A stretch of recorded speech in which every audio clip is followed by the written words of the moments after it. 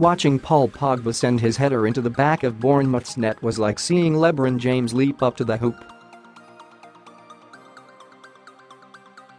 The power, the pace, how high he gets.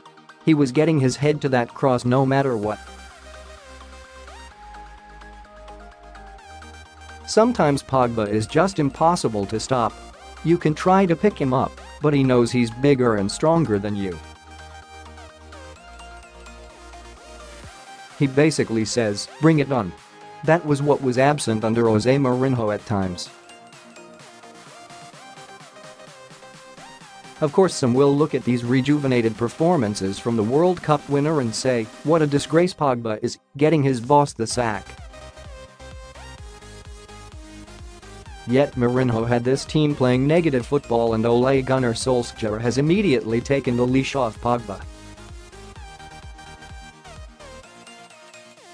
He knows he will not receive a rollicking if he does something wrong. Sunday's performance showed how Solskjaer has told him not to be afraid to get alongside Marcus Rashford and play with freedom. So let's give the guy the credit he deserves. Sometimes you get the sense the critics will only be happy once Pogba is out of the Premier League. Why would you want that? Pogba is box office. He is a top-quality talent, and we should want him to stay. Whether you like the dancing or not, it's part of the game now. That's what kids like to see as well as the goals. Let's praise him, rather than try to push him away. Under Mourinho it seemed like he was trying to overcomplicate things, with flicks and tricks in odd areas of the pitch. Pogba is at his best when he keeps it simple, when he does the stuff he knows he is good at. His ball over the top for Romelu Lukaku's goal was simple and beautiful.The big test now is whether he can do it at Wembley in 2 weeks' time. Go to Tottenham and do it against the side who want to fight for the title. That will be the benchmark.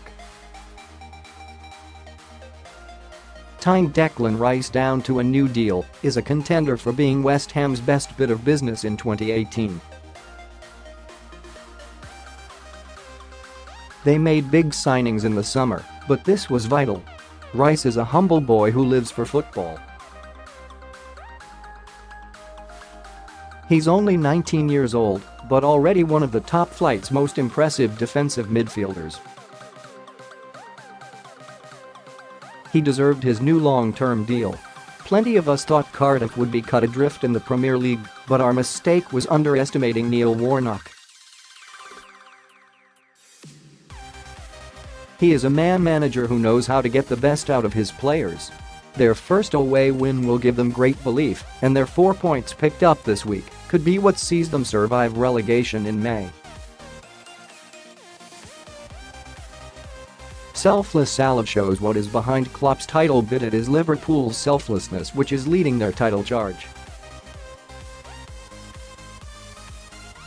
To understand that, you only have to take a look at Mohamed Salah's performance against Arsenal. For Sadio Mane's goal, he could have decided to shoot himself. Andy Robertson's fantastic diagonal ball was certainly inviting enough. Instead, he squared it to Mane so his teammate could score. Later, when Liverpool got their second penalty, Salah gifted it to Roberto Firmino so the Brazilian could complete his hat-trick. This is the mentality Jurgen Klopp has created at the club. They aren't a team of individuals. They are all in it together. Don't get me wrong. All forwards have egos, and Salah would be well within his rights to have a hunger for goals after how prolific he was last season.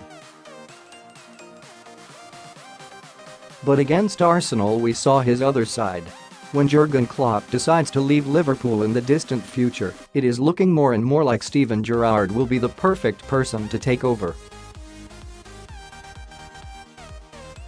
If he continues to develop the way he has at Rangers, then he will be a ready-made replacement. Gerrard could have stayed at Liverpool's academy to develop his coaching skills there, but instead went to Rangers to test himself. Now look at him, fighting for the Scottish Premiership title, and off the back of beating Celtic. Watching Abubakar Kamara argue with Alexander Mitrovic over who should take Fulham's penalty brought back memories of Frank Lampard and Paolo Di Canio in West Ham's 5-4 thriller with Bradford in 2000.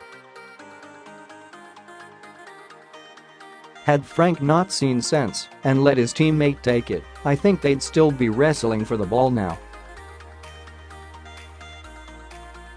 Di Canio scored his but Kamara didn't, and he will now want to make up for it.